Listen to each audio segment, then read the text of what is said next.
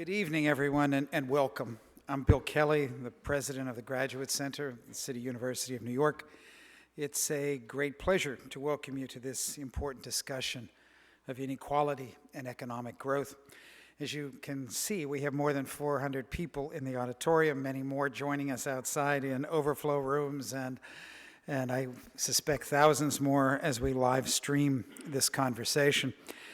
That response, it seems to me, is an eloquent testament to the urgency of this issue and to the esteem in which our speakers are held. Tony Atkinson, Paul Krugman, Chrystia Freeland, we are grateful to you and to all of you for joining us this evening. Tonight's event is co-sponsored by the Graduate Center's Advanced Research Collaborative, ARC, acronymically speaking, and the Luxembourg Income Study Center, that's LIS. ARC is an exciting initiative, we think, whose mission is to deploy the intellectual capital of the Graduate Center to engage some of the most pressing theoretical and logistical issues of the day. One of ARC's core missions is to disseminate its research through public programming and the use of new media. An excellent example is this evening's program. When we launched ARC, we identified several core research priorities.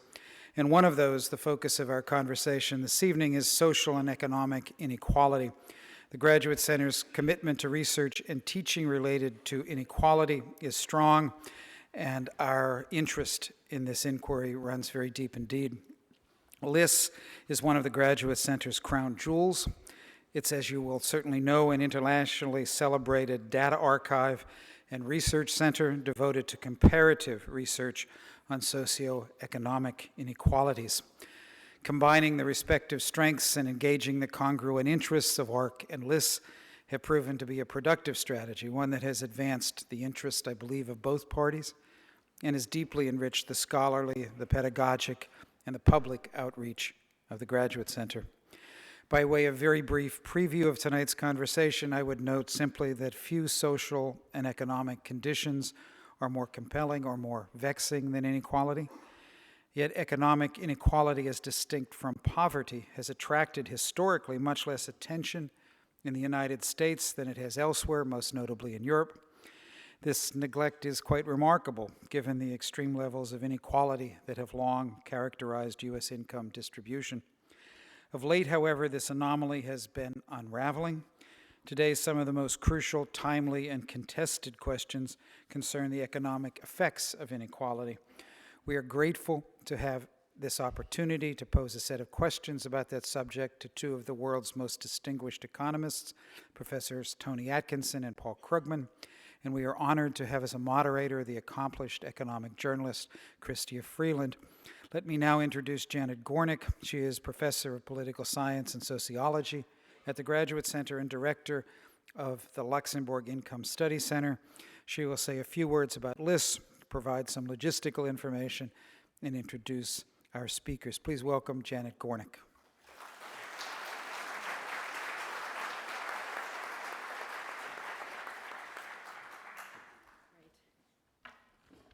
Good evening. Thank you, President Kelly.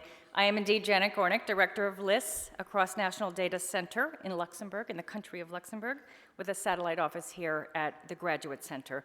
Very quickly, I'm going to tell you what LIS does. It's a question we're always asked. In short, we gather data sets from around the world, now from nearly 50 countries, and we harmonize them into a common database so that researchers and policymakers can use them for comparative research. And I'm happy to say that many do exactly that. Since our founding in the early 1980s, several thousand researchers have used our data. Most of this research has been aimed at understanding the nature and the institutional underpinnings of income inequality, of poverty, and of labor market disparities.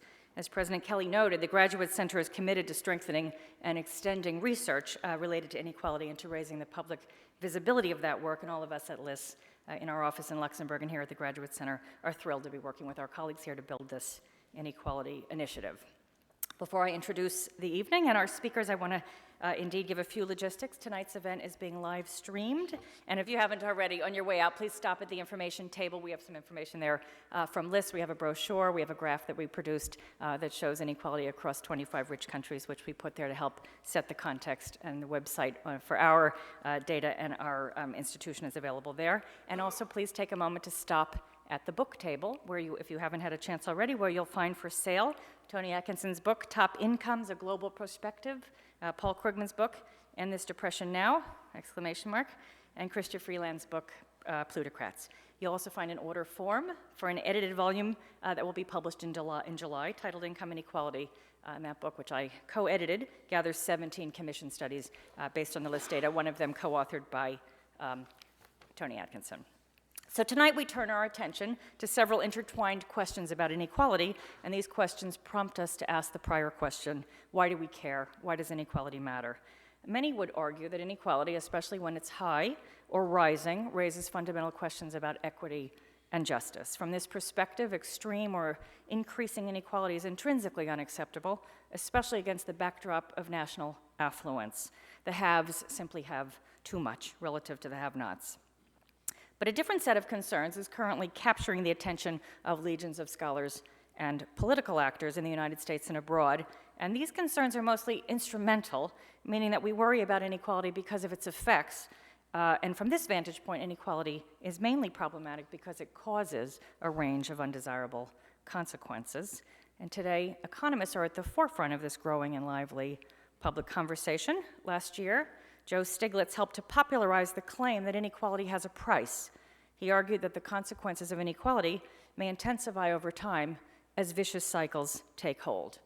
Jamie Galbraith concurred, writing that increasing inequality is a warning sign that something is going wrong, and a pretty good indicator throughout history that untoward developments may be on the horizon. And economists working from a more conventional perspective at the World Bank, the IMF, and the OECD are also assessing the possibility that inequality has harmful effects, and some have argued openly that the United States in particular is headed for trouble. This explosion of research and debate has focused on a set of crucial questions, the answers to which are all contested.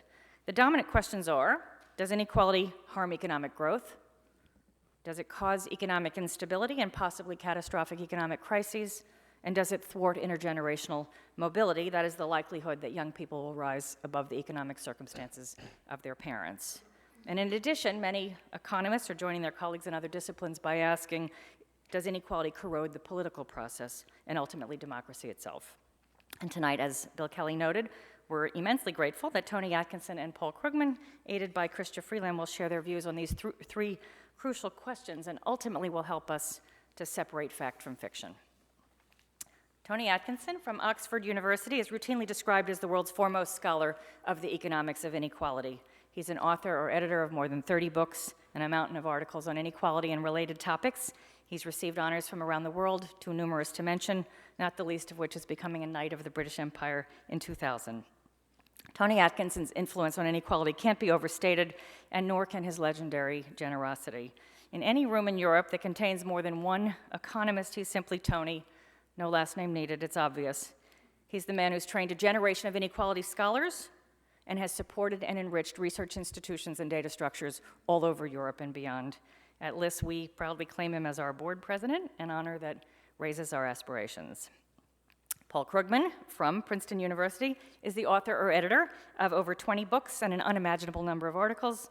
He too has received countless honors, including in 1991 the John Bates Clark Medal, and in 2008 the Nobel Memorial Prize in Economic Sciences. Many of us have benefited from his scholarship, but the fact is that most of us know him best as the author of a bi-weekly column in the New York Times, and I think that's true, he's now undoubtedly the foremost economic and political commentator in the United States. As I told him some time ago, I think his most admirable trait is his uncanny capacity never to lose his cool or his train of thought when Mary Madeline regularly insults him on ABC's This Week with George Stephanopoulos. Paul Krugman has also been generous to LIS. In 2010, he graced us with a 3-day visit to Luxembourg, and I had the pleasure of serving as host. Luxembourg's national leaders came out in droves, including the conservative prime minister, who engaged him in a lengthy chat about the wisdom of austerity policies in Europe. That was colorful, I promise you that. His visit attracted more attention in Luxembourg than any economic event since the introduction of the euro, rivaled only by the announcement that Tony Atkinson had agreed to become LIS's board president.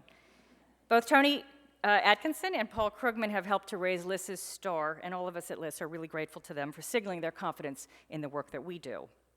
Krista Freeland is currently Managing Director and Editor of Consumer News at Thomson Reuters. She has a long and exceptional career in economic journalism and is most recently the author of Plutocrats, The Rise of the New Global Super-Rich and the Fall of Everyone Else. Plutocrats, a bestseller, has garnered a tremendous number of honors, and if I may say so, it's a marvelous read, if sometimes a galling read. And conventional accolades aside, I was introduced to Krista Freeland through her many appearances on Real Time with Bill Maher. And clearly, if she can handle Bill Maher and his unruly cast of characters, she'll do well with Tony Atkinson and Paul Krugman. So, Krista, I turn it over to you. Okay, well,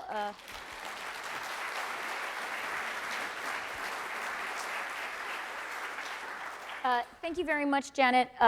Sadly for me, though, Tony and Paul are much more intellectually intimidating than the people on the Bill Maher show. So a much higher challenge. And just to give you a sense of what a treat we're all in for tonight, I think people would agree with me that Paul Krugman is not a person who we often see as being tongue-tied or starstruck, but he did confess in the green room just a few minutes ago that he felt a bit abashed about saying anything at all about inequality in the presence of Tony, who really is, the father of this whole field and has been working on it, at a time when it was a lot less trendy than it is today. The final reason that I think we're really in for a treat tonight is, we are going to hear from two really towering and brave intellects. They're also both economists who have a real popular touch. And to give you a sense of that, I read back through some of Tony's papers to get ready for tonight, and I was particularly struck by how he framed one of his concluding sections to a paper on income inequality around the structure of the novel Happenstance by Carol Shield, a favorite of mine. I'm Canadian too. That doesn't happen that often in economic papers. And Paul, we of course know, has a fantastic popular touch. And to give you just a quick snapshot of that, if you went through his blog, as I do several times a day, you would notice in the past 72 hours, he has shared with us a picture of a beaver dam as an example of infrastructure projects, and also a clip of a Suzanne Vega concert. So there you go. So this is, I think, really the most important question of our time, and it's also really complicated. And I thought that a great way to start would be to ask Tony to set the stage for us. Tell us what is happening with income inequality, and maybe give us a little bit of a global sense of where we are and what's been happening in the past few decades. Thank you. I must say I've never seen the Bill Maher show, so I don't quite know what comparison. Don't be too flattered. Don't be too flattered. Right, thank you. I found myself paired with John Waters, which was really quite interesting. Anyway, to take up your challenge, I share your view that this is a very important and pressing problem. But perhaps we should start with some good news. And there is some good news in this, which is that it's not universally the case that inequality is increasing. There are some areas of the world, notably at the moment Latin America. In fact, I think every single country in Latin America has seen a decrease in inequality in the last 10 years, which is rather staggering. It's also, and that reflects this, that it's also globally the case that we've seen in the last 10, 15 years some narrowing of the large gaps there are between rich and poor countries. So globally, in some respects, we're actually seeing perhaps a return or a closing of the big divergence that took place during the Industrial Revolution and led to this enormous disparities between developing countries and rich countries. So there's some good news. But there's also a lot of buts. And I think the buts are that in most rich countries in the last 30 years or so, we have seen income inequality, that is inequality in terms of what people earn and what they receive from investments and what they get from the government and pay in taxes, all these things taken into account. Income inequality has been increasing in most countries, not all countries. There are some countries, even in the OECD, some of the continental European countries that have not seen such an increase. But it has very significantly increased, and particularly, of course, in the United States. I should say also has increased in my own country, United Kingdom, more than has the United States. And we sometimes think of Britain as being a little microcosm, as it were, of the United States, but actually we've seen a bigger increase in inequality. Well done. Well done, thank you. Yeah. I don't think all I can have claimed to have contributed to it was to study it. I'm not in a sense responsible, although it is true that ever since I started working, I wrote my first book on poverty in 1969, and since then poverty has doubled. And it's not a terribly good record. I think at the same time we should recognize also that it's inequality which affects different parts of the population. And although over, say, the 1980s and 90s, the change was very much at the bottom of the income distribution. That is, particularly the wages of people near the bottom were being affected adversely by trade and by competition from other countries and by technical change, making people redundant. That's a process which actually to some extent is not, I think, carried on in most countries. What has happened is at the other end of the scale, the top end, is where the process is carried on. So the increasing inequality is now very much a top phenomenon. Okay, so Paul, if you could comment on what Tony has said, and also specifically, he sort of concluded with something you've written about a lot, which is both, the hollowing out of the middle class and also the pulling away of the very top. Yeah. Where is the action and what's going on in those spaces? Yes, so there are two. Actually, I would just, by the way, second. I used to, obviously, the two great English-speaking cities of the world are London and this place, and I used to feel, in some ways, that London was more of a place for ordinary people, and now I feel that New York is more of a place for ordinary people. London just seems too much a rentier city of the global elite, and although New York is, there was a story in the Times today about the vast empty residence buildings for the global super wealthy. Nonetheless, New York is now more of a middle class city than London, which is a very remarkable thing. So two things are happening, and I think they're actually quite, they're distinct. They're not exactly the same story, but I think they're both very problematic. One is that the middle class, and nobody knows what middle class means. We don't have a formal definition, but we do have some sense of what that ought to be. It ought to be a certain amount of security, a sense that you can get by, that it's that you can afford to, that your children will get decent education, that you'll receive the necessary health care that you need when it's required, that basically you're not living on the edge. And very clearly, there's a sharp drop in the fraction of the population that feels that way, that has that kind of status.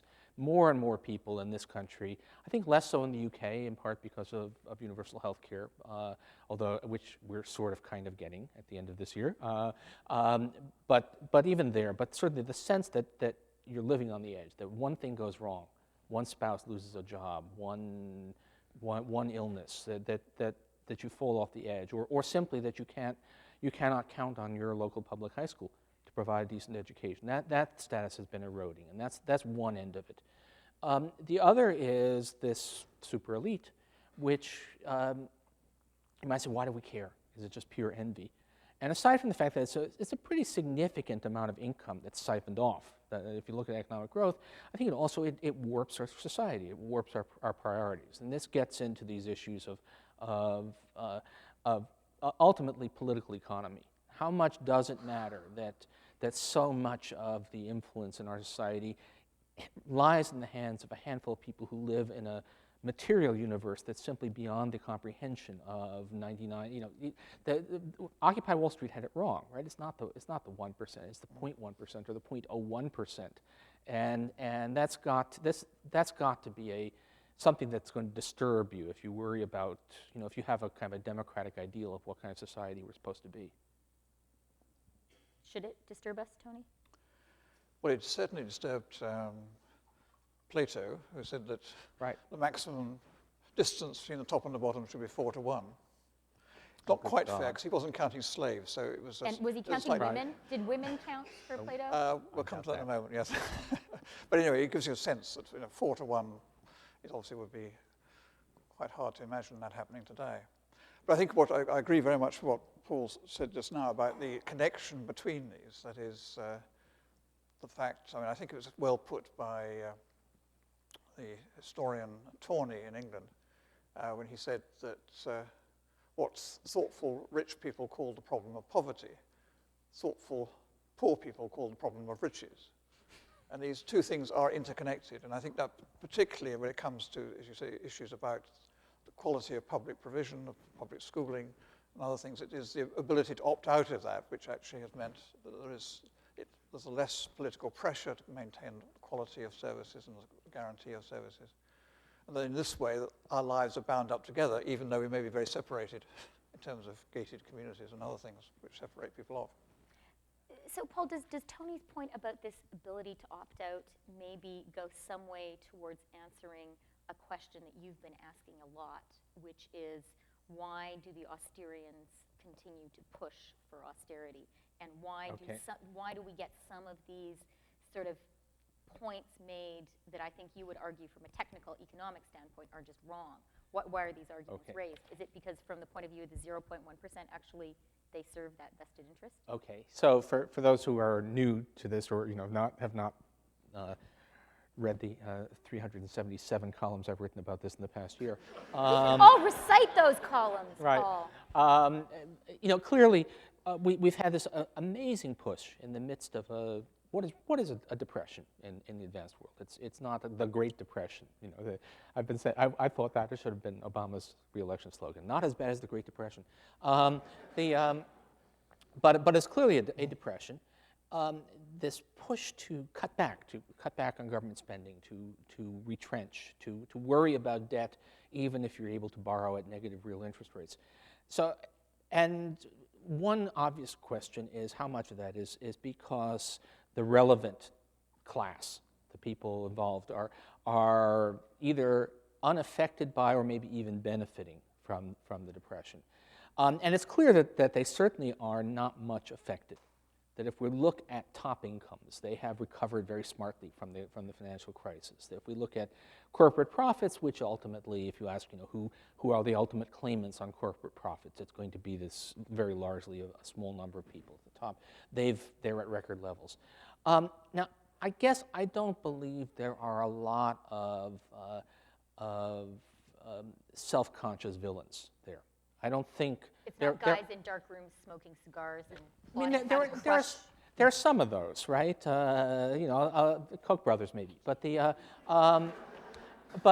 we are live. I'm aware. If they don't have it in for me already, they're not doing their job. But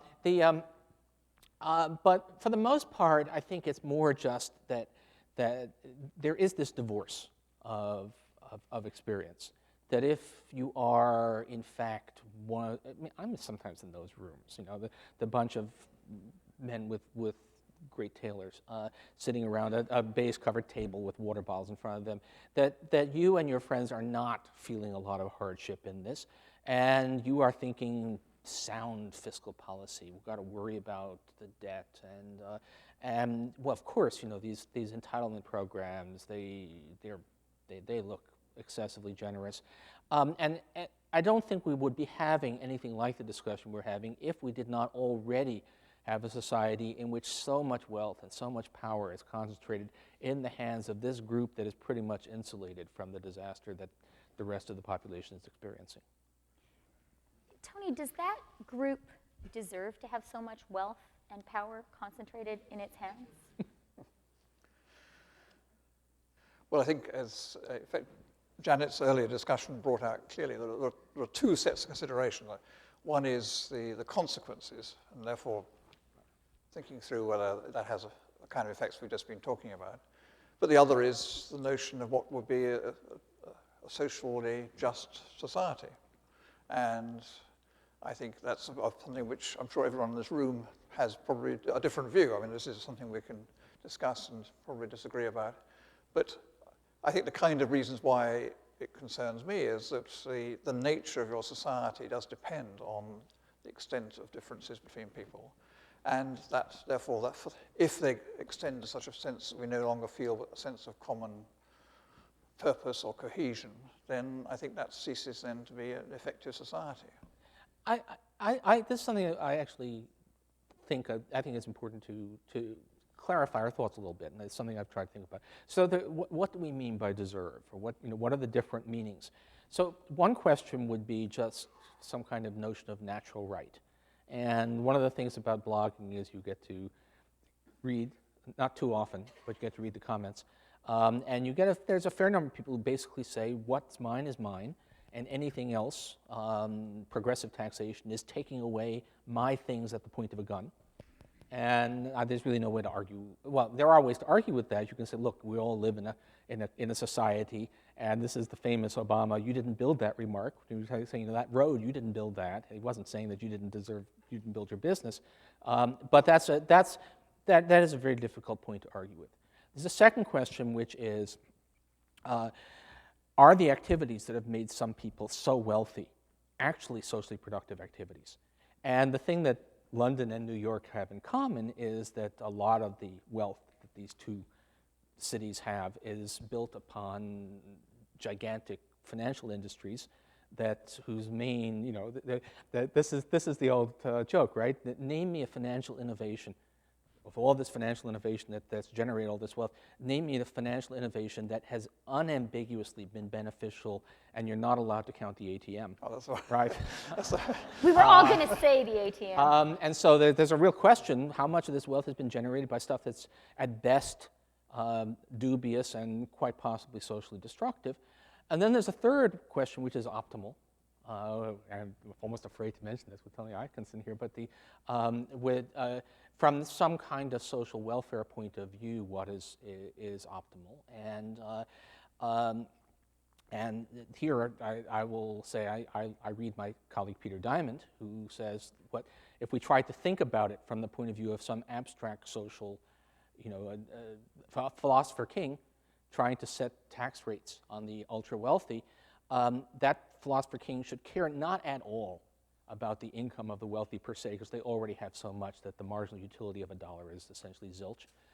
We should only care really about extracting the maximum revenue from them, in which case the top marginal tax rate should be the one that maximizes revenue, which, to make a vague, rough guess, would be 73%, according to Peter. But anyway, but all of those perspectives, I think, except the first one, would suggest, I don't know that the wealthy don't deserve their wealth. I'm not quite sure what that means, but that we would be a better society if they were not so wealthy, if we did things that, through some combination of financial regulation and higher top tax rates, reduce their wealth.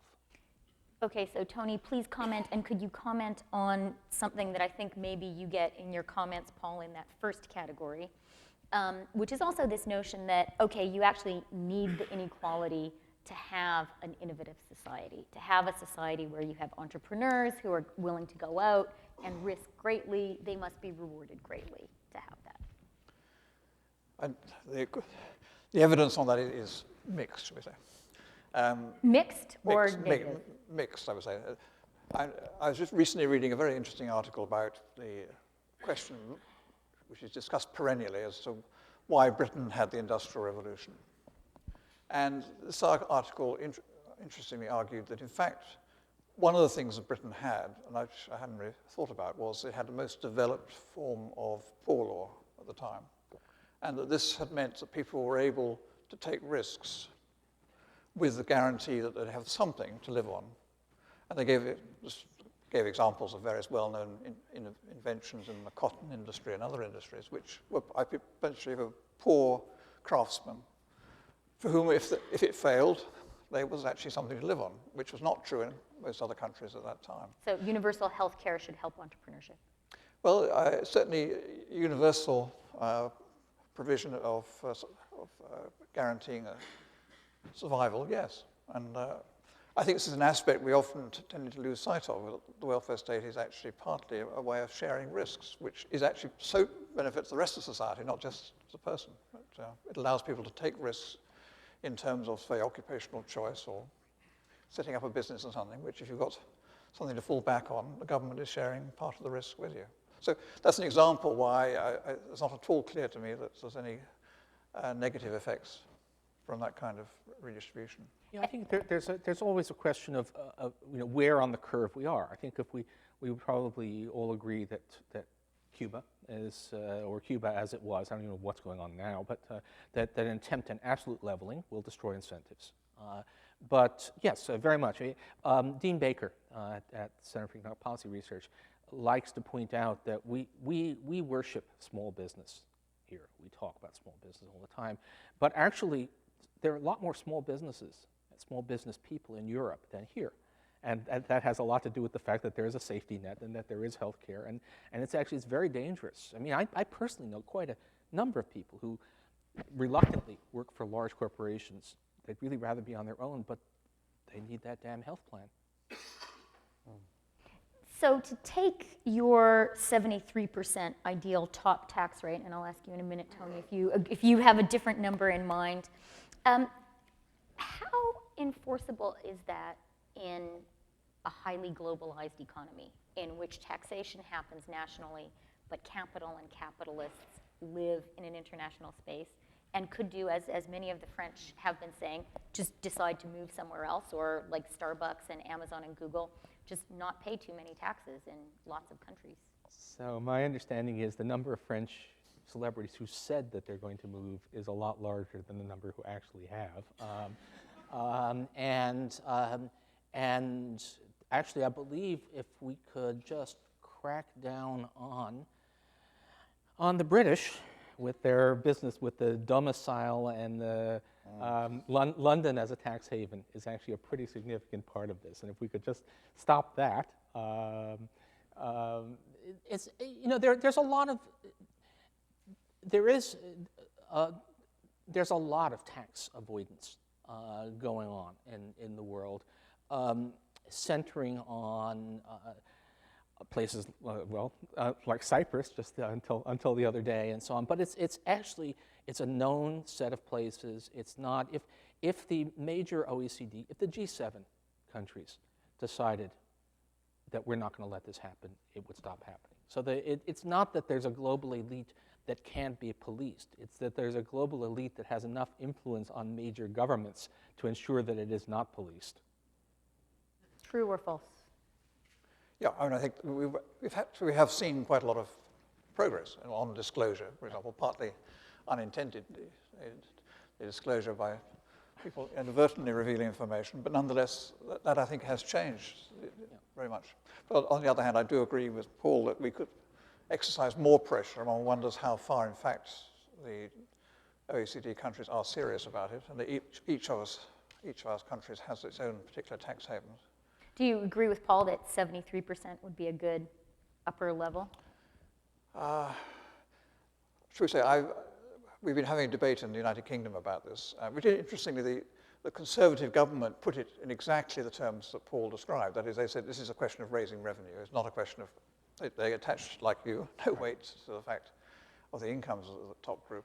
They argued that the revenue maximizing rate was, I think, 40%. I think that's a miscalculation, and in fact, it's a miscalculation because it doesn't recognize the fact that much of the income, for example, is not spent on goods that are taxed, which they assume it's all going to be spent on goods on which you pay value-added tax at 20%. It assumes that you're going to be paying full social insurance contributions. This is all assuming that the income essentially is earnings, it's in your salary. Whereas, of course, most of the income is not salary, it's in other forms which pay lower taxes. And therefore, I think the correct answer, which they should have come up with, is more like 60%. 60, so you're lower than Paul. But I say I think that's what the government's own logic would produce. And it's also true that there is some international leakage. So the level that would make sense for the UK is probably, acting unilaterally, is going to be lower than for the US. And of course, substantially lower than for the OECD sort of collectively deciding what it's going to do here. So I mean, I don't think these are not hard numbers. Christy Romer says 80, right? It's based on some real work, but I think that for the U.S. the point is clearly higher than we are now. Precisely, that's exactly the point. The other point I'd make is because we do need to essentially begin to move to a global tax regime. That is, basically the idea of nation states trying to tax is really out of date. Is that at all plausible? Well, Not in the Global government. not in the U.S. Congress, I don't think, but no, that's okay. We'll just get the Cincinnati office of the IRS. We'll get some black helicopters to go after you. Sorry, that's a little bit too topical. No, but look, I mean, the point is, I think, actually, you don't necessarily have to have global governance as long as the major countries are at least vaguely coordinating. If the UK and the US and the Germans and the French and if the Italians ever do have a government, would all they have a government. They have a government of sorts together. You know, it's not that hard for us to move to collecting substantially more. It's not going to. That's not the whole story. But clearly, we could be raising more revenue from the super elite than we are right now, and we could use the money. yeah. It's also not a question simply of individuals. It's really corporations. It's much more important than, in some ways, than individuals. And we are moving to harmonizing various ways, very slowly. So I think one day we shall have a World Tax Organization, which it can't be called that. It has to be called World Tax Authority or something, because we've got a WTO already. But so there will be something like that soon. Which enforces certain floors on taxes and Not necessarily having common rates, but has common ways of assessing incomes, for example, to make sure that you can't. Well, the European Union has quite a lot of stuff like that already. VAT, there are minimums on VAT. Absolutely. Yes, true. So sure. But don't we actually, in real life, also see the opposite tendency of arguments being made in countries about how, we have to take corporate tax, we have to keep our corporate tax rates at a certain level to avoid our companies going to another country or even another state? I was actually just on Irish radio this afternoon, and they were talking a bit about, mustn't we, if there's closer European political integration, won't this reduce our ability to offer these tax incentives, which it would. But what they get from those tax incentives is actually a lot less than what they think they get. They get a lot of businesses that essentially hang out a nameplate in Ireland and maybe do a little bit of activity, but actually generate remarkably little in the way of actual jobs or value added in Ireland. And there's a lot of that illusion. The same thing happens with U.S. states. A lot of state governments go to great lengths in an attempt to attract businesses, and if you actually try to do the cost benefit, they're shooting themselves in the foot. So I think just better information can help quite a lot here. A professor's hope, anyway. That's right.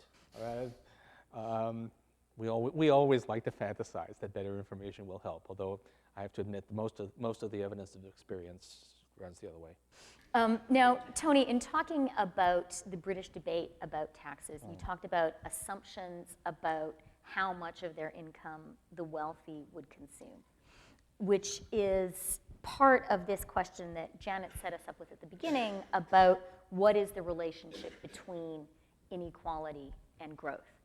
And there have been people starting to make the argument that actually, even setting aside these issues of social cohesion, even setting aside these issues of raising revenue for the state, that too much inequality is bad for growth because you don't have the middle class having enough income to be a consumption engine that the economy needs.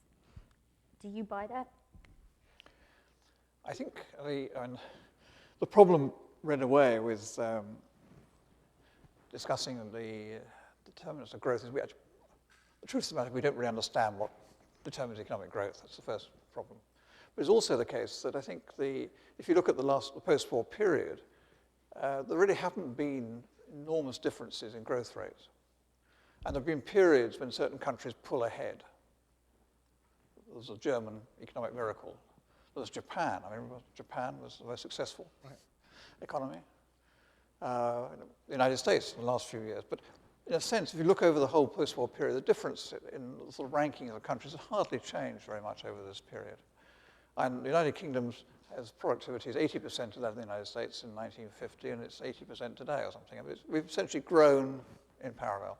So if there's a strong connection between inequality, which we know to be different in different countries, it should have shown up either way. It should either have shown up that unequal countries grew faster or vice versa. So I'm a bit agnostic about this.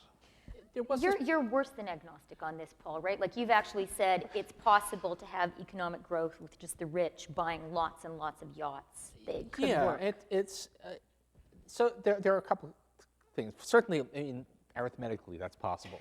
And look, I mean, we did have, as best I can make out, of course, the data are terrible, but the two great eras of pretty fast growth in the United States over the long term are, roughly speaking, 1870 to 1914 or thereabouts, maybe with the 20s as I think are arguable, and 1947 to 1973.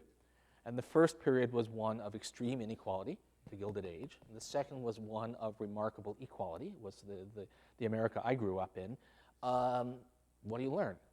Both seem to be viable models. Now, if you ask the question, so there was this debate, it was an odd debate between me and Joe Stiglitz, Right. which was not really about long-term economic growth, but just about business cycle. And the question was, is the extreme concentration of income in the hands of a few people, is that holding back consumer spending? And Joe had some good points about why that might be the case.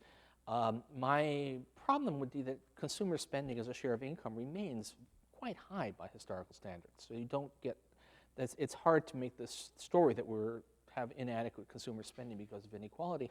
But we do have, if you want to do an overlay, if you want to do a chart of top 1% share of income versus ratio of household debt to income for the United States since World War II, you will find that they match almost exactly. That in 1980, there's a break point where the top 1% takes off and household debt takes off at the same time. And we do think that household debt is a pretty critical part of what's gone wrong with our economy now.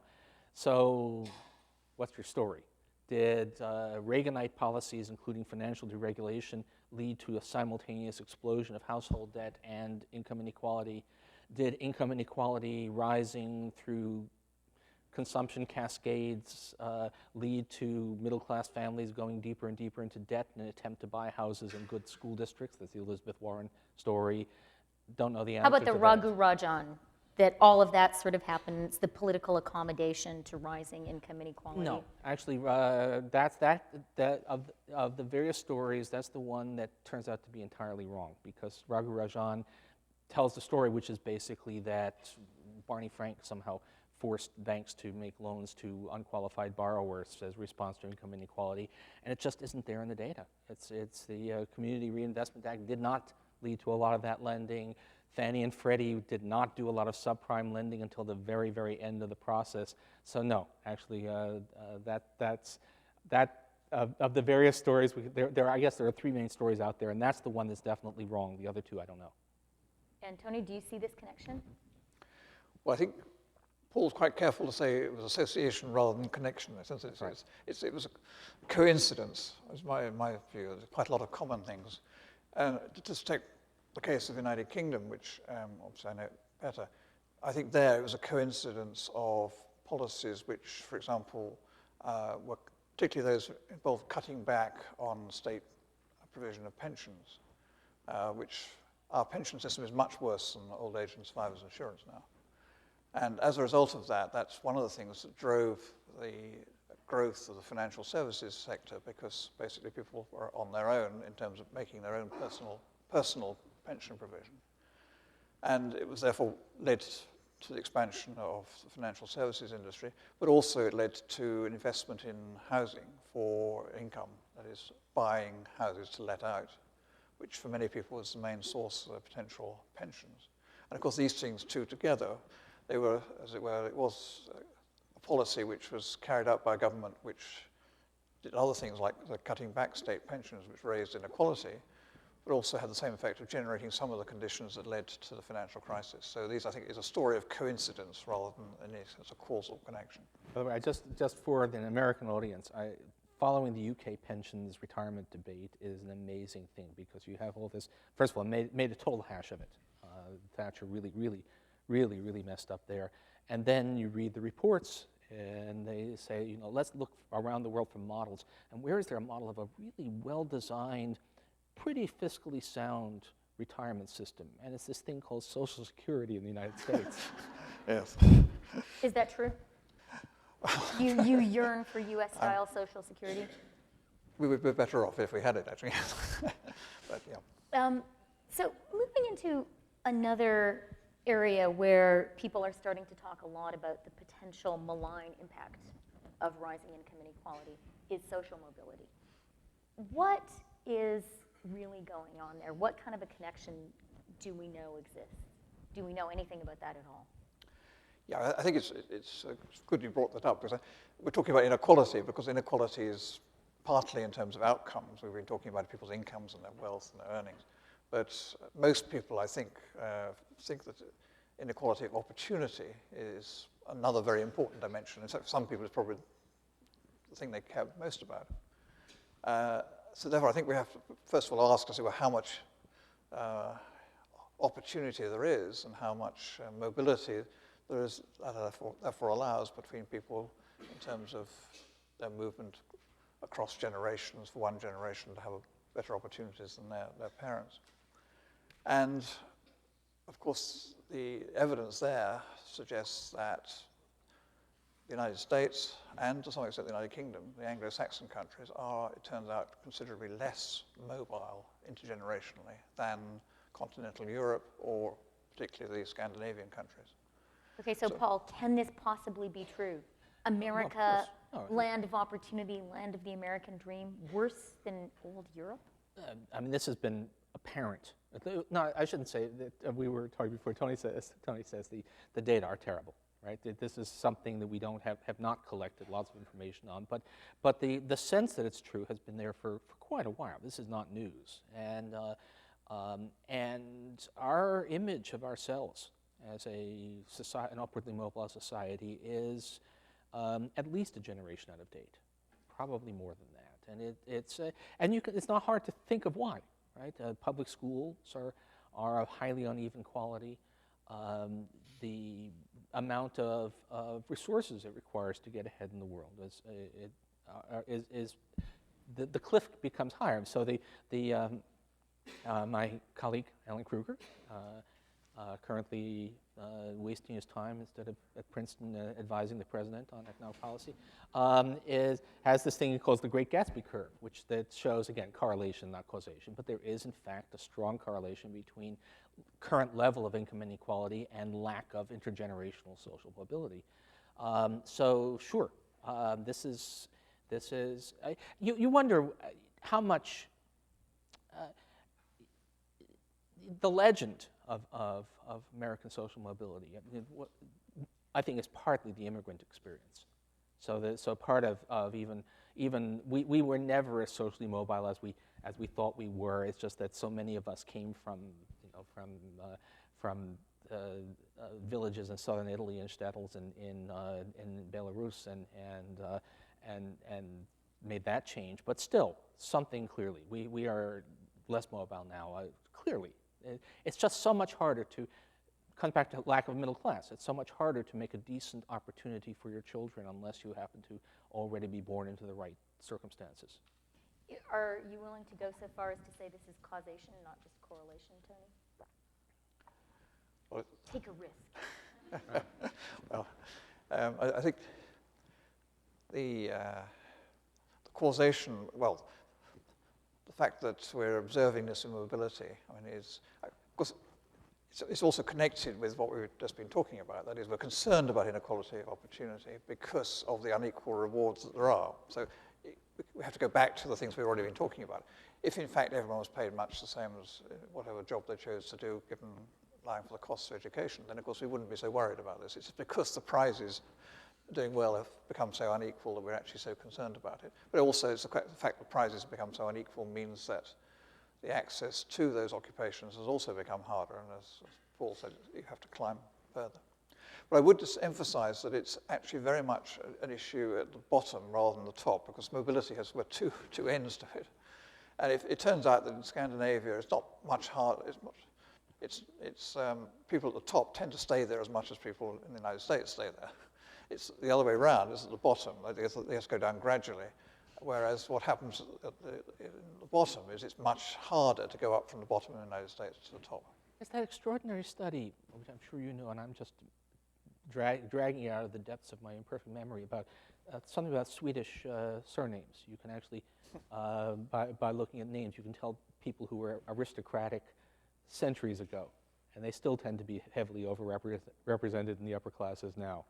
So it is this amazing thing that you're right, that even in Scandinavia, the super elite tends to remain the super elite. But to make it to upper middle class status has become quite hard in the United States if you don't start close to that point. A few years ago, we had a prime minister who was the 14th Earl of Hume, which suggests his family had been around for a while. Yes. But what about the meritocrats within the super elite? What about the Mark Zuckerbergs? The what, sorry? The Mark Zuckerbergs. Is there, in these kind of winner-take-all races, is there some sort of point at which getting those, very extreme prizes is actually correlated not just with your social class, but with your talent, your luck? Well, of course. But I mean, those are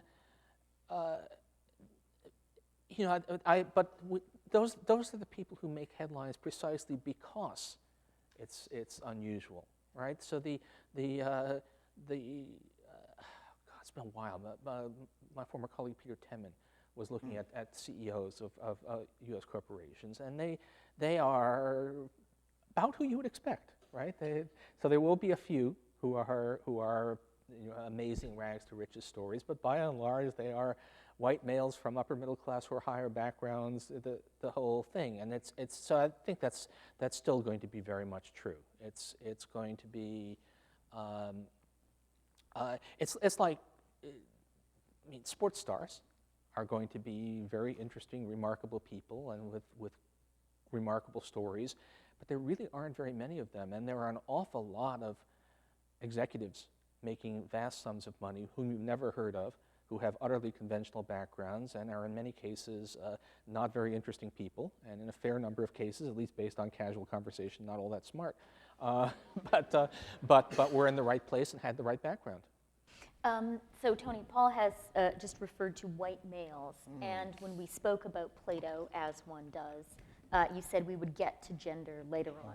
So how does gender figure into all of this?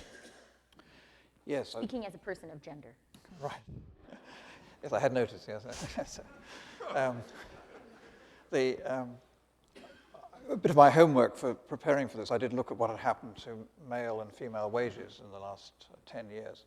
And the ratio of full-time, full-year workers has gone from 76% women earning of men, gone to 77% in 10 years. At which rate you can work out it's going to take more than 2 centuries to reach equality. And I think that's an indication that this issue, which was clearly very much on the agenda in the 1960s and 70s, and indeed certainly it was one of the things that happened in many countries, was that gap was narrowed quite a lot. I think that's gone off the agenda, and there are a number of reasons why that's happening. I think it's particularly true at the top. And the glass ceiling seems to operate. If you look at the proportion of people in the top 1% who are women is very small. Well, actually, coming back to public services, childcare. Just think about the availability of state-sponsored childcare or lack thereof. That's going to make a huge difference in gender roles across countries. It's one of those things. We think of the United States as being the place of we pioneered women's rights or something, right? And we did. And actually, I always find it's a shock. I actually teach a class on welfare state economics. Why am I doing this? But I'm having fun, and I'm at that stage of life where I can. I always find the comparison with France remarkable, because if you ask me, what do you think is the among prime age workers, 25 to 54, what do you think is the relative employment participation of women in France versus the United States? And you would assume, well, it must be much higher here. It's not, it's identical. And I'm sure that has to do, their ability to do that despite whatever differences in social values must have a lot to do with the provision of social services that we do not have in this country. They also spend about 4 times as much as we do on a school lunch, by the way, which has a lot of bearing on the quality of nutrition. Well, we know that kid who secretly blogged the horrors of his lunch at school, right? one of my personal heroes. So, Tony, what is the political impact of rising inequality? Well,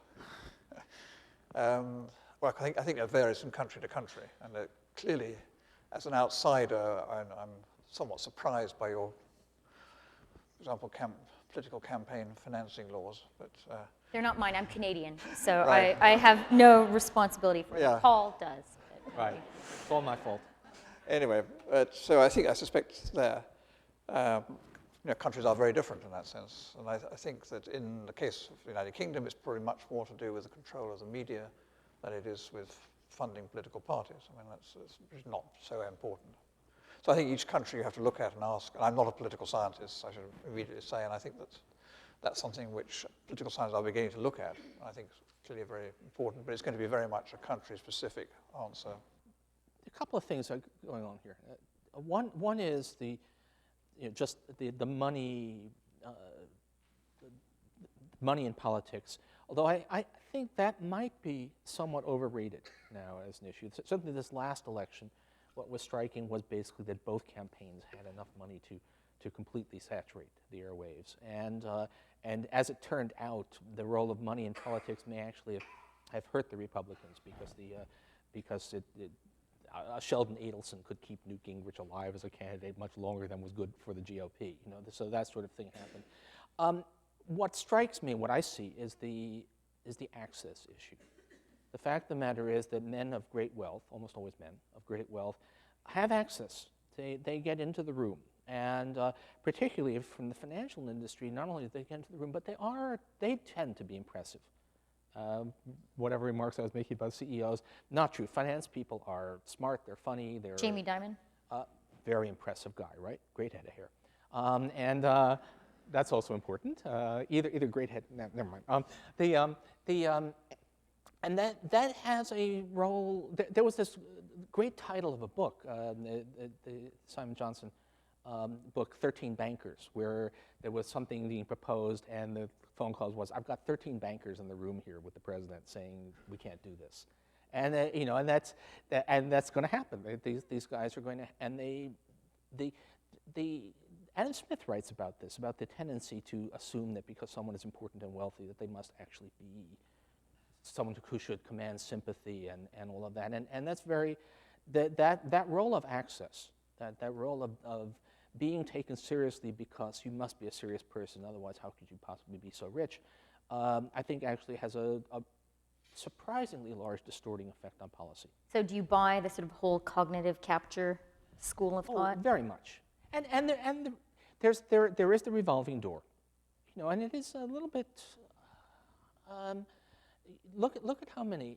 I think the Obama administration, by and large, has its heart in the right place and has been doing a lot. I've obviously been pretty harsh on some things, but look at the revolving door, even of Obama administration officials going off and taking jobs on Wall Street afterwards. That's got to have an impact. Again, not a lot of people twirling their mustaches and thinking, I'm going to really screw the consumers on this regulation because then I'll get a great job at Citigroup. But the thought that of where you're going to be 4 years later has got to have an impact on policy. To take a slightly more positive view, it does seem to me these, for example... Paul can be depressing. That one of the things that certainly is becoming quite important, I think, in the UK is internet organized campaigns, for example, which are a way. The most recent one was trying to stop the use of chemicals which were killing the bee population. Right. And this was a European decision. It was going to be taken. That enough countries had already essentially indicated they were going to vote against the bees for the chemical companies. And there were petitions in a number of countries, and they turned around, and it was thrown out. Well, I'm not entirely pessimistic. Actually, one of the things I will say about policy debates is that we have an infrastructure of think tanks and all of that on both sides now. It used to be that it was pretty much only on the conservative side, financed with vast gobs of money, and now there is a parallel or somewhat, there is an infrastructure on the other side, a progressive think tank infrastructure, which is vastly less well-funded, but can get its message out, largely thanks to the internet, so you don't have to have the blast faxes and all of the stuff that was happening, and for whatever reason, by and large, intellectually runs rings around the conservative side. That they're actually not only, And that mystifies you? well, not that I think they're right more often than not, but the fact that they're so much better at doing the job, which we can talk about, but I think actually part of the not being so well funded may actually be an advantage. That that the people who go to work for them are much more committed as opposed to being just careerists. And so, no, the quality of discussion on all of these issues, including the ones that we're talking about right now, is actually much better than it ever has been in my lifetime. We're actually having a better quality of discussion, better analysis, more rapid-fire response. Even if I think that something like these austerity policies were a terrible mistake, and which continues, we actually had a much better pushback on it intellectually than we would have had, I think, 10 years ago. Okay, I have one last question to ask you both, and then we'll throw it open to everybody else. So please get your questions ready. We have microphones here. I won't be rude when I go to my BlackBerry. I know I'm the last person in the universe who has one. It will be checking to see if people have sent questions on Twitter.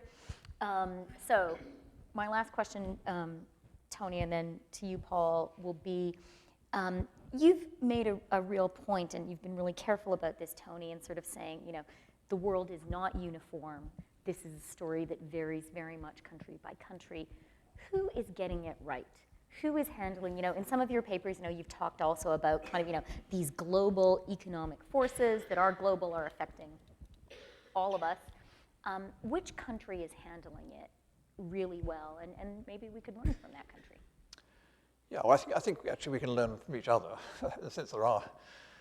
For example, I've been engaged in discussions about a European action to help on unemployment benefit, which, interestingly, was actually proposed when they first proposed the euro. They said this have to be accompanied by an unemployment benefit Europe-wide. They forgot about that, unfortunately. But I think we could learn there from the United States extended unemployment insurance, for example. I mean, I think we only have 26 weeks unemployment insurance in the UK. 26 weeks.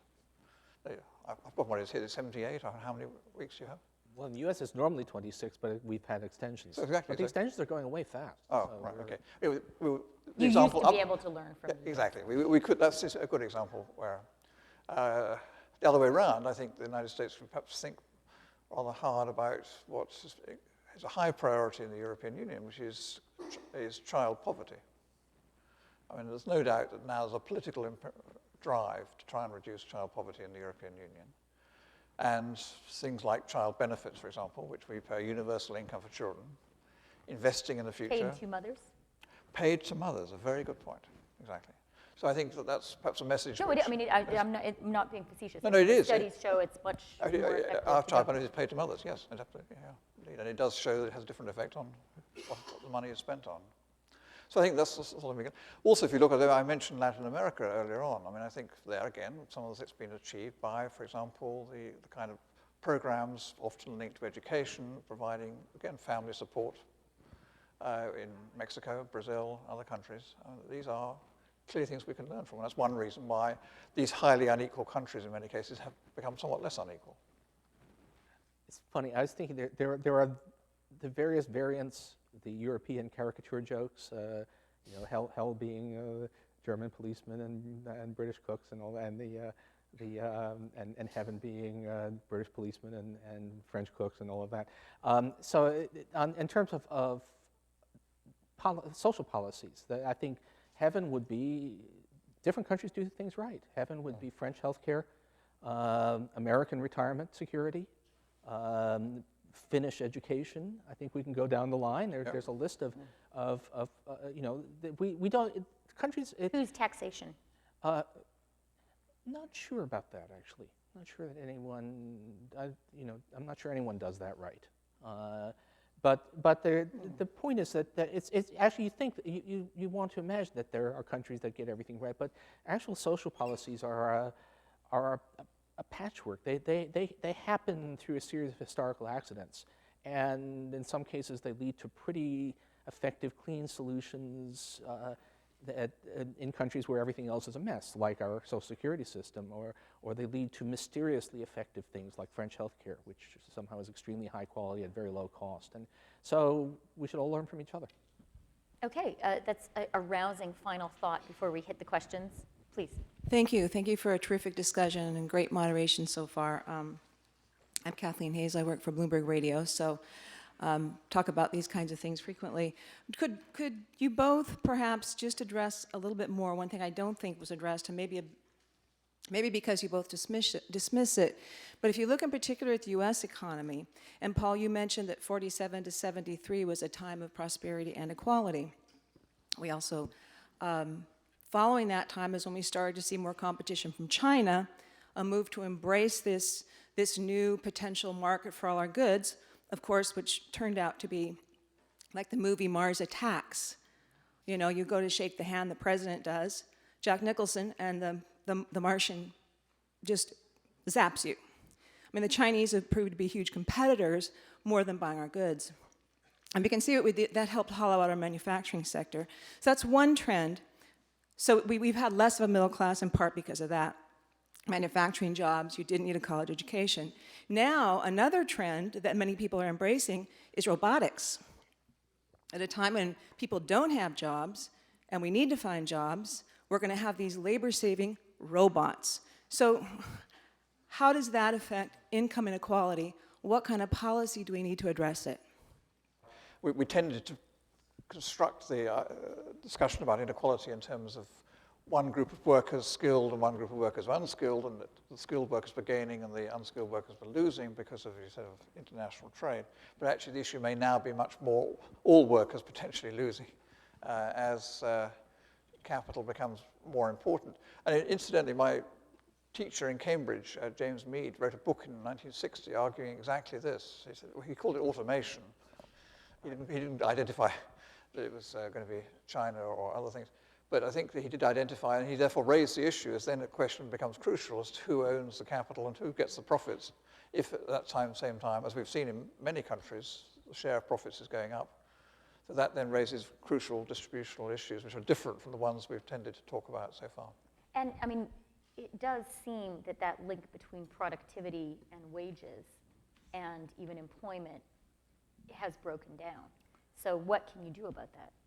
Well, then the question is who gets, as it were, the productivity. Is a question then the distribution of national income between wages and profits.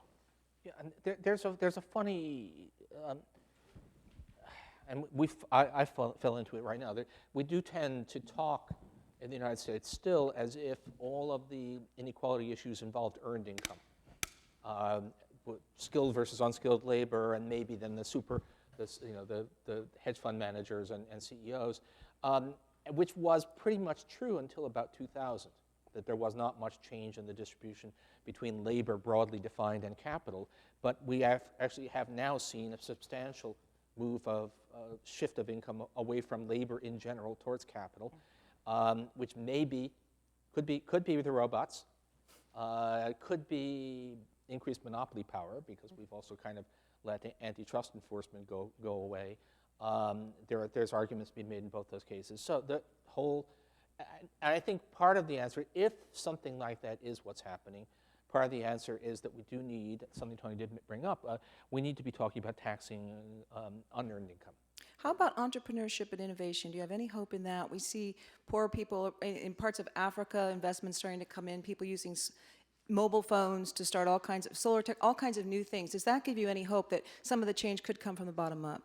Some of it, right? You can hope that happens, but what if, in fact, and particularly what if big data makes it possible for robots to do a lot of, we don't know where we're going with all of this stuff. For robots to write columns in the New York Times? There's actually already substantial outsourcing of financial reporting to India going on. So there's a whole set of issues. I don't think you can count on any of that, and we certainly, that was one of our favorite moments in last year's late unlamented campaign, which was one candidate urging people to do whatever it takes, go out and borrow money from your parents to start a business, right? Not everybody can do that. Okay. I'd like to mention first the upward mobility that you said, Professor Krugman, is not as evident today, but I see it very evident in who gets scholarships for universities and for graduate schools, and these are mainly children of immigrants, very underprivileged. There is tremendous upward mobility in that sense today in the United States. But what I had wanted to mention is the discussion of poverty, which in the United Nations is a major issue.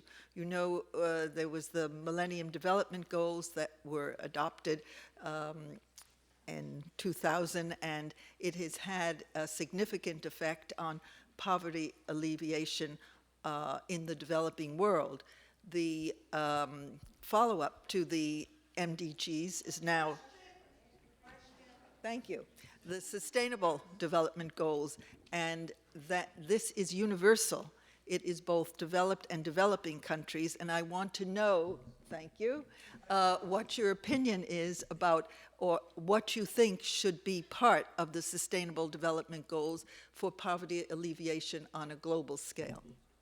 I'm just going to punt, because I just haven't done my homework on those issues. Maybe Tony has?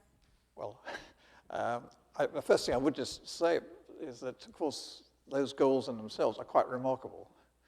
And if I'd been told 20 years ago or 30 years ago that we would actually agree, every country in the world was, except possibly North Korea, I don't know, most countries agreed to sign up to the MDGs, that's actually a remarkable development in itself. Right.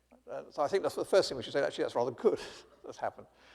We've gone some way towards achieving them. Of course, clearly, the problem is that although we may in aggregate have met a number of the goals, individual countries have not done that.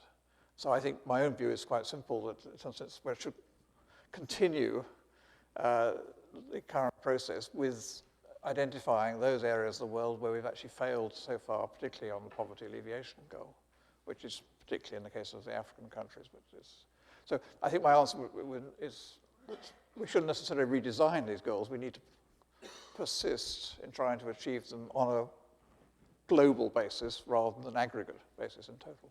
And Paul, I do want to ask you to comment on this point, which I actually hear quite a bit, especially from those same rich guy types, that actually all this stuff about social mobility having ground to a halt is patently untrue, because the very bright children of immigrants all go to Stuyvesant, and then they go to Harvard, and then they go work on Wall Street. The very, very, very bright kids, right? We're talking, remember, Pell Grants, cut back, scholarships, yes. I mean, if you can make it to the point of being in high school and being recognized as a very bright kid, and Princeton is, and Princeton quality, then sure, Princeton has the money and they will, but that is an incredibly tiny number of people, and there are so many obstacles on the path to getting there. And they know, there's been some recent research about C.C. Rouse, I think, about how many bright students are simply unaware of these opportunities because they are essentially socially excluded from that network. So no, the notion, it's one of those things. You look around, you look around the Princeton campus, and sure, we've got some kids from amazingly deprived backgrounds who are incredibly smart, and they're doing fine. But boy, that is such a tiny piece of the American universe that it just shows in a way how divorced our elite has become from the lived experience of life for most Americans. Okay, please. Yeah, my question was very similar to that, but what is, there's been a lot of coverage now, student debt is over $1 trillion. What are the immediate, and I'd also say longer term impacts going to be both on income inequality as well as this social mobility question? It's scary stuff, and it's scary. I mean, even short run macroeconomics. $1 trillion is starting to be real money, so that's kind of scary. And the impact, and so much of it, I mean, I don't know, I have this urge when I'm riding the subway here to rip those ads for the various technical schools, to rip them down, because you know that a large fraction of them are rip-off or operations that are going to leave students with crippling debt and no job prospects. No, this is a terrible thing that's happening in America right now. That brings up something we haven't talked about very much, which is that inequality applies not just amongst rich and poor, it also is a question between generations. And I think one of the things which, particularly, for example, the austerity programs, is very obvious, cutting back of provision for young people, coupling with increasing fees and costs for young people, is having an unfair effect on different generations, whereas we tended to protect much more the benefits going to my generation. So I keep my bus pass, but they close down youth clubs. So the old are winning Yeah. the generational wars? Or the older, sorry. Please. Sorry. So in my social studies class in school, we've learned that the way our economic system works is that there is a cycle. There's a recession, but then there's a peak. But then in 2008, I kept hearing, oh my God, we're all gonna die, we're all gonna die. So what I'm asking is, Mr. Krugman has very much in his column said the things that are wrong with our economy, which is great. I mean, it's making people aware. But since there's always been a cycle, even if it takes hundreds of years for it to go up and down, is it possible that we're kind of overreacting? Or are we going to even ourselves out eventually? Okay, I think that's a question for Paul. So Yeah. are we overreacting, boom and bust, a natural part of the economic cycle? No, there are. This is a 1 in 3 generations crisis. There has been nothing like this since the 1930s, and there are various ways. I can go on and on and on about it, but just think about the fact that normally, even during recessions, we don't have a lot of long-term unemployed in America. People find jobs fairly quickly. Maybe they're not as good as the job they lost, but they find jobs fairly quickly. Now we have it's well over 4 million people who've been out of work for more than 6 months, and increasing evidence that once you've been unemployed that long, you're never going to get a job again. This is completely different. The last time we saw anything like this was the 1930s, and we didn't really come out of the slump of the 1930s until we launched a large public works stimulus program known as the Second World War. So there is no end in sight to this thing we have right now, or certainly not clearly in sight. No, this is complacency at this point. Think about it. If you had said in early 2008, we're still going to have extremely high unemployment, millions of people long-term unemployed, Europe actually back in recession in the middle of 2013, people would have thought you were crazily pessimistic, and that is where we are. Okay, I'm going to turn a little bit to Twitter. First of all, Miles Korak, who is the guy who did the research behind the Gatsby curve, is very glad that you mentioned his curve. So there you go. You're welcome, Miles. Yes, I should have mentioned Miles. I went to Alan because he popularized it. But He Miles wasn't Korak's scolding. work. He was happy. Yes. And then a question from Twitter, which I'll address to you, Tony, which is, what about another potential danger that inequality poses to capitalism, which is that it makes it harder for potential innovators to get access to capital? Yes, I think it's clearly an issue because if you just look at the discussions that actually every country is having about the problems of recovery, that a lot of it is directed at the problems of financing small-scale business, and in a sense, that's where probably much of the innovation is going to come from, and that's an area which, given structure, or I wouldn't say so much necessarily inequality, as the structure of the financial system, which is a problem. I'm not an expert, I should also say. But I think it's that rather more than necessarily than inequality has any particular role in that. Okay, our time is very soon running out, so I'm going to take 2 last questions both together, and then we'll let you answer them, and we will have to wrap up then. So please, your question. My question is about inequality and retired people. And I'd like to know, if you're a retired person, middle class, and you have your money invested in treasury bond mutual funds, which are making 0% now, is it necessary to shoot yourself? Okay. Okay, that's a good question, sure to help us conclude on a cheering note. Please, sir. Are public goods best served by public institutions or private individuals? I'm thinking about, for example, Bill Gates, who has recently announced that within 2 years he wants to be able to eradicate polio around the world.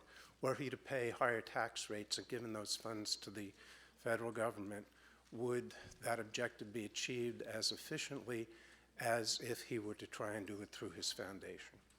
Okay, wow, those are 2 excellent questions, and I'm going to add a third. This is going to be an example of nepotism. Janet's father, Fred, who is 84 years old, sent in a question by email, and you touched on this earlier, Paul. He's basically worried that New York also is becoming sort of a rentier metropolis where all the global plutocrats are congregating. Is that a downside for the people of New York? So those are 3 questions. You can choose to answer all of them, or you can't choose to answer none of them. You could choose to answer just your favorite one. Tony, please go first. The answer to the first question is no. Don't shoot yourself. Okay, good.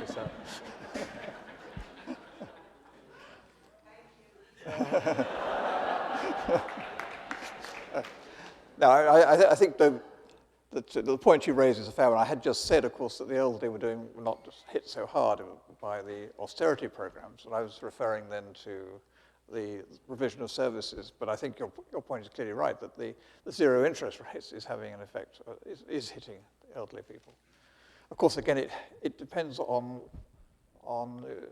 your system of social security. I think it underlines my long-term belief that basically it's only through government providing pension schemes which you can actually provide an effective guarantee for pensions for people in old age. And that's what, of course, that's what you don't exactly have at the moment. Okay, Paul? Yeah, okay, I'll leave that one. And do you want to do the philanthrocapitalism? Yeah, let's talk about philanthropy, which is a wonderful thing, and it's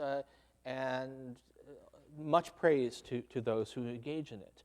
But 2 things to say. First of all, a lot of the public goods we need are beyond the scale of what even a Bill Gates can afford to do. It's just, there are this, in a $16 trillion economy, that's just looking at the United States, we're going to require public goods on a scale that even very, very wealthy people are going to not be able to finance. And the other is that while there are some estimable, wonderful billionaires who do very good things with their money, Bill Gates, actually George Soros, there are also quite a few who are entirely despicable human beings, and we don't get to, make that decision about who gets to be a billionaire, and many of them are, buying themselves yachts that are bigger than the Titanic, and or whatever else they may be doing, and you just cannot count on. We should praise and laud the wealthy people who do public good with their wealth, but we should also realize that many of them won't. Okay, and I'm going to ask a final blitz question of each of you. So what is the one thing, if you were sort of, Paul was talking about his fondness for science fiction also before we started, and he's even blogged about it. So let's imagine some science fiction world where each one of you is appointed sort of master of the universe. You can introduce one public policy change to influence this whole suite of problems we've been talking about. What would be the one that you would implement, Tony? Only one. Okay, you can do 3. You can No, do no, 3. I'll have 2. I think one is I would certainly like to see a proper global tax regime. Not necessarily intergalactic, but I mean, global. We'll leave that to Paul. Yeah. And the other thing is, I basically think that the idea of a basic income for children is something every country ought to have. Basic income for children. Yeah. Not for everybody. No, I think that children is. I was assuming I was limited to some degree, so that's where I'd start with children. Yeah. Okay. You know, the late Robert Heilbroner used to talk about good society, and he had this place that of his imagination that he called slightly imaginary Sweden, which was, you know, sort of Scandinavia but done better, with better weather and Global warming could take care of that. and slightly more bubbly people, I guess Danes rather than Swedes. I think that, you know, a well-run welfare state, well-run modern welfare state is actually a pretty decent kind of society. And it can be done. And we have done it pretty well in various parts of the Western world. And I think it's more a question of getting back to those ideals than it is about searching for some science fictional kind of solution. We basically do know how to do this. We just have chosen not to. Okay, well, thank you both.